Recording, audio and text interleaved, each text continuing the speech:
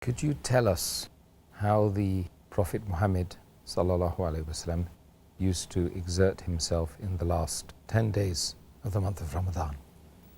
As I mentioned earlier, it's mentioned in Sahih Bukhari, volume number 3, in the book of Atikaf, hadith number 2024. Prophet Muhammad, peace be upon him, during the last 10 days, he used to tighten his waist. And he used to pray in the last 10 nights of Ramadan, and he used to wake up his family and keep his family awake, and he used to exert himself. From the hadith we come to know that the first thing the Prophet did was to tighten his waist. That means he used to work hard. And secondly, he used to abstain from having a relationship with his wives, because he used to be in Atikaf in the last 10 nights. And one of the requirements of Atikaf is that you cannot associate with your wives, as mentioned in the Quran, in Surah Baqarah, chapter number 2, verse number 87.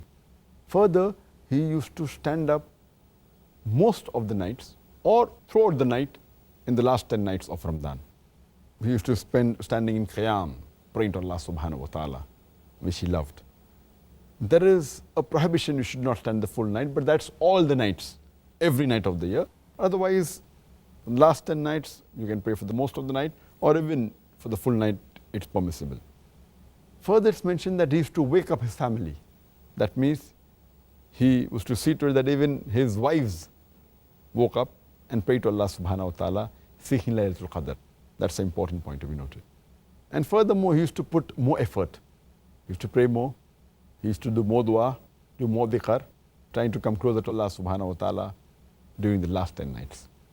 Jazakallah khair.